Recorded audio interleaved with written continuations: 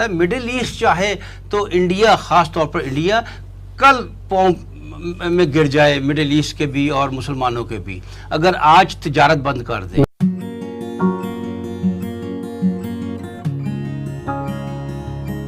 جو حالات ہیں، آج کے جو حالات ہیں، اس کو رول آؤٹ کر دیں کہ مسلمان کسی قسم کا کوئی عملی قدم اٹھائیں گے، کوئی مسلمان ملک انکلوڈنگ پاکستان کوئی حالات ہی نہیں ان کے ہیں، اس لیے کہ وہ دبے ہوئے ہیں۔ مڈل ایسٹ کو دیکھ لیجیے، جو کچھ کر سکتا ہے، واقعی کچھ کر سکتا ہے۔ مڈل ایسٹ چاہے تو انڈیا، خاص طور پر انڈیا کل پاؤں میں گر جائے، مڈل ایسٹ کے بھی اور مسلمانوں کے بھی، اگر آج تجارت بند کر دیں۔ ہاں، یو اے ای کی طرف سے اگر اکنامک تھریٹ آ جائے انڈیا کو تو وہ ہر مطالبہ مانا جا سکتا ہے۔ کر دے، آج وہ ان کے ساتھ سفارت بند کر دے، ان کی تو کوئی حیثیت ہی نہیں ہے کہ انڈیا اس پر چل سکے۔ لیکن یہ ہے کہ اپنے عزم میں فرق ہے، اپنی نیت صاف نہیں ہے، اپنا سمت اپنی درست نہیں ہے، تو اس پر ہم افسوس کا اظہار کر سکتے ہیں۔ کوئی امکانات نہیں ہیں، کر سکتے ہیں، نہیں کریں گے فی الحال۔ ٹھیک ہے ایوب بیگ صاحب، ابھی رضا الحق صاحب سے بات ہو رہی تھی تو انہوں نے ڈیموگرافک چینج کی بات کی۔ آپ یہ فرمائیے کہ ڈیموگرافک چینج کی اصلیت کیا ہے، اور کیا بھارت جو ہے وہ اسرائیل کی طرح جو ہے وہ ڈیموگرافک چینج کر کے کچھ مطلب یہاں پہ آبادیاں قائم کر سکتا ہے، لوگوں کی سیٹلمنٹ کر سکتا ہے؟ اور اگر یہ کسی طرح ممکن ہوا کشمیر میں کہ باہر سے لوگوں کو لا کے یہاں آباد کر لے جیسے یہودی جو ہے وہ کر رہے ہیں، تو کیا یہ پاسبل ہے؟ دیکھو، یہ ڈیموگرافک چینج کہتے ہیں مصنوعی طور پر اور زور آوری سے آبادی کے تناسب کو بدلنا۔ جی، یہ اسرائیل نے کر کے دکھا دیا ہے۔ اسرائیل میں طاقت بھی تھی، اسرائیل میں عزم بھی تھا، اور دوسری بات یہ ہے کہ ہمیں صاف کہنا چاہیے کہ یہودیوں نے اس حوالے سے، اپنے مذہب کے حوالے سے یا اپنی ریاست کے حوالے سے بڑی قربانیاں دی ہیں۔ انہوں نے نیو یارک اور امریکہ کے محلات اور آسائش کی جگہ چھوڑ کر وہ کہاں گئے؟ صحراؤں میں آئے اور آباد ہوئے، اور انہوں نے صحراؤں کی سختیوں کو برداشت کیا اپنے اس مقصد کے لیے کہ ہم نے یہاں ڈیموگرافک چینج کرنی ہے، ہم نے یہاں آبادی کا تناسب چینج کرنا ہے، اور انہوں نے اس سختی برداشت کی اور اب بھی کر رہے ہیں۔ یہ وہ لوگ ہیں، ان میں سے بہت سے ایسے ہیں جو بہت مالدار تھے امریکہ میں اور بڑے آسائش سے تھے اور بڑی اچھی زندگی گزار رہے تھے، یہاں آ کر انہوں نے بڑی سخت زندگی گزاری ہے۔ میں یقین سے کہہ سکتا ہوں اللہ کے حکم سے ہندو یہ کام نہیں کر سکے گا۔ آپ کے خیال میں اس کی کیا وجہ؟ دو وجہ ہے۔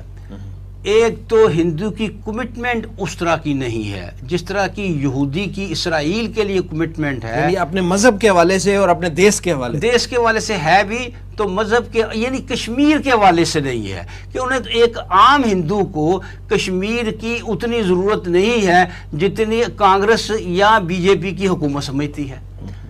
اصل میں بات کیا تھی، تھوڑا سا ہسٹری میں جائیں۔ پنڈت نہرو جس کا کی رول تھا تقسیم ہند میں، اصل میں وہ کشمیری پنڈت تھا، اس کا ایک جذباتی لگاؤ تھا کشمیر کے ساتھ۔ اچھا، اور یہ سارا جذباتی کھیل کا نتیجہ ہے، اور اس نے کشمیر کو زبردستی پاکستان سے جوڑا، وگرنہ آسام کے لوگ، بنگال کے لوگ، ایسٹ بنگال جو ہے، ان کا کیا تعلق کشمیر کے ساتھ؟ کوئی جذباتیت نہیں ان کے ہے، کوئی کمٹمنٹ نہیں ہے۔ میں آپ کو یقین سے کہتا ہوں، اگر ہندوؤں نے، اگر بی جے پی کی حکومت نے زبردستی کچھ لوگ لا کر کشمیر میں آباد کیے تو کشمیری انہیں بگائیں نہ بگائیں، وہ خود بھاگ جائیں گے اور بھاگ جائیں گے۔ اور میں آپ کو بتا دوں، آج سے 15-20 سال پہلے بھی انڈیا اس قسم کی ایک کوشش کر چکا ہے، کچھ لوگوں کو لا کر آباد کیا تھا، لیکن وہ اپنے جگہ بیچ بچا کر پیسے کھا پی کر پھر واپس بھارت بھاگ گئے۔ اب بھی یہی ہوگا، انڈیا یہ کام نہیں کر سکے گا۔ ایک صاحب، میرا خیال ہے کہ اس حوالے سے ایک اور فیکٹر بھی ہے کہ ہندو جو ہے اس کی بہادری اور جرت جو ہے نا اس کی سرشت میں شامل نہیں ہے۔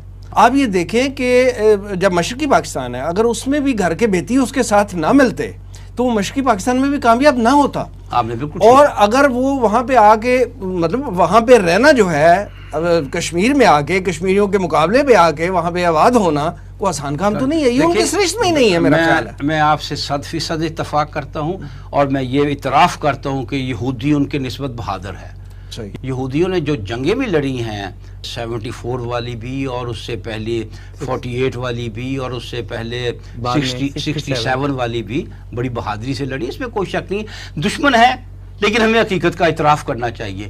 ہندو، آپ نے بالکل صحیح کہا، ہندو اس وقت تک جنگ کی طرف نہیں جاتا جب تک یہ یقین اس کے یہ بات پریکٹیکلی اس کے سامنے نہ رکھتی جائے کہ تم فتح یاب ہوگے، تم کامیاب ہوگے۔ 71 میں ایک پورا پلان بنا کے ان کے آگے رکھ دیا گیا تھا کہ فتح تمہاری جھولی میں پڑی ہے، تب وہ انہوں نے بہادری دکھائی تھی۔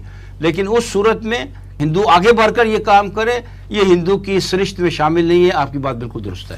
اس میں ایک چیز کا اضافہ صرف کرنا چاہوں گا، یہ جو ہے نا معاملہ ڈیموگرافک چینج کا، خاص طور پہ اسرائیل کا، اسرائیل کے اندر اس وقت جو معاملات ہیں وہ ایسے ہیں کہ آپ یہاں سے اندازہ لگائیں ان کی کمٹمنٹ کے حوالے سے اگر بات کرتے ہیں۔ ویسے ہم رومانٹیسائز نہیں کرتے ان کی کمٹمنٹ کی، کیونکہ ان کی کمٹمنٹ آخرکار ان کو بربادی کی طرف لے کے جا رہی ہے تو صحیح نا، ہے صحیح، لیکن بربادی کا اظہار تو کر رہے ہیں وہ، آپ دیکھیں نا پورے بھارت میں اس کا اظہار کر رہے ہیں۔ ریزن یہ ہے کہ بنی اسرائیل میں یہ کہا گیا ہے اس کے آخر کے اندر کہ ان کو اکٹھا کیا جائے گا تاکہ ان کے اوپر آخری عذاب آئے، تو وہ آخری عذاب کے لیے اکٹھے ہو رہے ہیں ایک جگہ پہ، ٹھیک ہے، کمٹمنٹ کے ساتھ ہو رہے ہیں، جیسے مرضی ہو رہے ہیں۔ لیکن اب یہ دیکھیں کہ یہودیوں کا پلان ہے اور ایک اللہ کا پلان ہے جو چل رہا ہے۔ لیکن اب یہ دیکھیں کہ ان کی تیسری دفعہ ایک ہی سال میں الیکشن ہوئے، حکومتیں نہیں بن پائی تھیں۔ ایک شخص جس کی پارٹی تھی بلو اینڈ وائٹ، بینی گینٹس، جنرل ہے، نتنیاہو کے اندر کام بھی کیا ہوا اس نے اپنی پارٹی توڑ دی بلو اینڈ وائٹ، تاکہ آدھی پارٹی نتنیاہو کے ساتھ مل سکے، میجورٹی مل سکے اور نیشنل یونٹی گورنمنٹ بن سکے۔